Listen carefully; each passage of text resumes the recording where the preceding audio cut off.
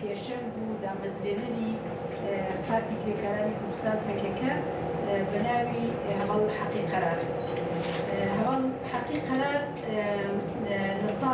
لە 18 گوڵانی 1970 شەید بووە و گرنگە ئەم ڕۆژە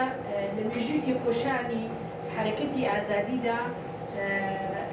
ئەم ڕۆژە وەک ڕۆژی شەهیدان بەناوکراوە.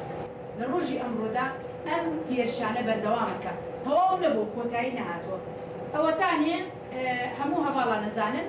لە ساڵی 92 هەتا ڕۆژی ئەمڕۆ دەوڵەتی داگیرکەری تورکیا بە هاوکاری هێزی نۆکل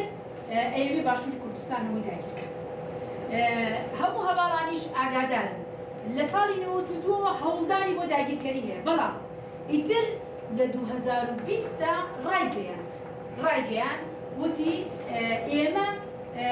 ئیتیفاقی لۆزانمان قبوڵ نەکردووە. هەواڵان هەموو تاریخی کوردستان ئەزانن ئیتیفاقی لۆزان لە ئەساسدا زەرەرە بۆ کورد، بەڵام دەوڵەتی تورکیا لەبەرەوەی لەگەڵ هەڵوەشانەوەی نیزامی عوسمانیەکاندا ئەوان لە ئیتیفاقی لۆزاندا شەڕ بۆ ئەوە ئەکەن کە کەمترین بەشی کوردستان لەژێر دەستی ئەوانە دەرچێت، چونکە لە ساڵی 1639دا کوردستان ئەبێ بە 2 پارچە، بەڵام لە ساڵ لە ئیتیفاقی لۆزانە 1923دا کوردستان ئەبێ بە 4 پارچە. لە ساڵی 1921دا بە فعلی ڕۆژاوای کوردستانیان داوە بە سووریا، بەڵام لە پارچەکردنی یەکەم پارچەکردنیشدا تقریبا ڕۆژهەڵاتی کوردستانیش ئەو بووە. بەس ئەوەی کە زۆر بەلایەنەوە گرنگە عیسمەت ئینینۆ کە سەرۆکی گروپی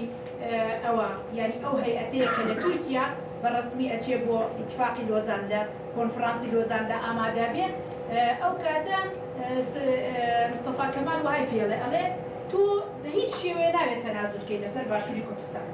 و باشووری کوردستان میساقی میلیە بۆ ئێمە،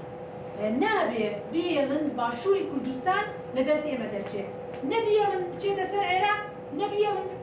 بۆ ئینگلیز بێ، بە هیچ شێوەیەک ئەبێ لەسەر تورکیا بێ. لەبەرەوە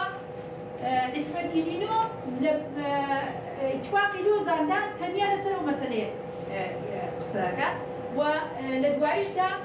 وەکو شکستێکی زۆر گەورە بۆ خۆیانە بینن، هەتا ڕۆژی ئەمڕۆژ ئەیڵێن هەموو کەرکووک و مووسڵ یعنی ئەو کاتە هەموو باشووری کوردستان ویلایەتی مووسڵ بووە وەک پارچەیەکی ئەساسی بۆ خۆیانە بینن. بۆیە ئەمان ئەڵێ بڕیاری حکوومەتی دەوڵەتی تورکیا ئەڵێ ئێمە ئیتیفاقی لۆزان لە سەتەمین ساڵیادیدا یعنی لە 2023دا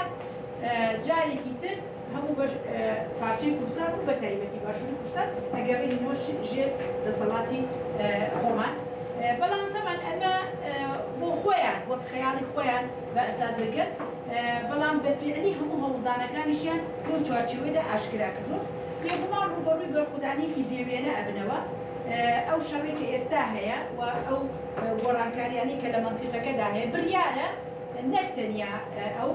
چونکە هەموو هەواڵان نەزانن لە سەرەتای سەدەی 20دا بە ئیتیفاقی سایکس-پیکۆ، بە ئیتیفاقی لۆزان، بە ئیتیفاقی سیڤەر سەول یعنی هەندێک دەڵێن سیڤەر هەندێک دەڵێن سەول، بەو ئیتیفاقانە هەموو ڕۆژهەڵاتی ناوەڕاستیان پارچە کرد و بە تایبەتیش کوردستانیان پارچە کرد. لە سەدەمی ساڵیادی هەموو ئەو ئیتیفاقانەدا ئەیانەوێت جارێکی تر لە نوێ دیزاین ڕۆژهەڵاتی ناوەڕاستکەن، بەڵام لەگەڵ دیزاین ڕۆژهەڵاتی ناوەڕاستدا بێگومان کورد خاوەنی کۆمەڵێ دەستکەوتی گرنگە، کورد پرۆژەی خۆی هەیە، کورد پارادایمی خۆی هەیە، جیهانبینی خۆی هەیە،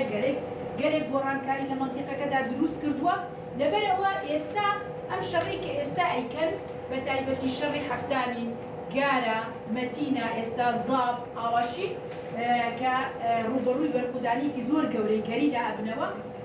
هەموو ئەزانن بە وردەکاریەکانیشیانە و متابعەی تەلەڤیزۆری ژەکەن هەواڵ هەموو ئەزانن لە بەرامبەر بەرخودانی گەریدا زۆر بێچارەن، بەرخودانێکی زۆر بێوێنە بەڕێوە ئەچێ، لە بەرامبەر ئەو بێچارەیەدا کیمیاوی ڕێژ ئێستا وایە هەموو دنیا هەڵسایە سەر پێ لە بەرامبەرەوە بەڵام یعنی دەنگە هەموو هەواڵان بەبیریان بێ لە ساڵی 2007دا کیمیاویان ڕشت لە ئامەد هەموو خەڵک لە باشووری کوردستان هەڵسا سەر پێ چونکە ئیدی وەکەت ئەڵێ یعنی ئیدی خەتی سوورە لەناو شاردا یعنی کیمیایی بەکارهێنان هەتا دووەڕادە لە دەرەوەی بەهای مرۆڤایەتیە ئێستا کیمیاوی ئەڕێژن لە شەڕی گارایشا وەها بووە هەبا زۆر بە وردەکاری باسیەکەن من وەکو بۆ ڕاگەاندن ئەوانە قسە ناکەم یعنی بۆ هەواڵانی خۆمان قسە دەکەم لە شەڕی گارادا ئەو سجنەی کە هێن ئەو ئەشکەوتەی کە ئەسیرەکانی تیا بووە دەجار ئەسکەری تورکیا هێزی دابەزاندووە و دەجار ئەو هێزە شکاوە اینجا حساب کە چەند ئەسکەر کوژراوە و هەموو ئیدعایان ئەوە بوو هەموو ئەسکەرانە بە زیینوو ببەنەوە هەموو ئەسکەرانیان بە مردوو هەموو ئەسکەرانیش ئەندامی عایدەیان هی دەوڵەتن و بەرپرسیاری گەورەی دەوڵەتن و قاعیدە و جەماوەری دەوڵەتن لەبەرەوە لە دوای شەڕی گارە کە گەورەترین شکستە بۆیان و گەورەترین ڕەشی بوو بۆیان لەناو دەوڵەتی تورکیا زۆرترین ناکۆکی و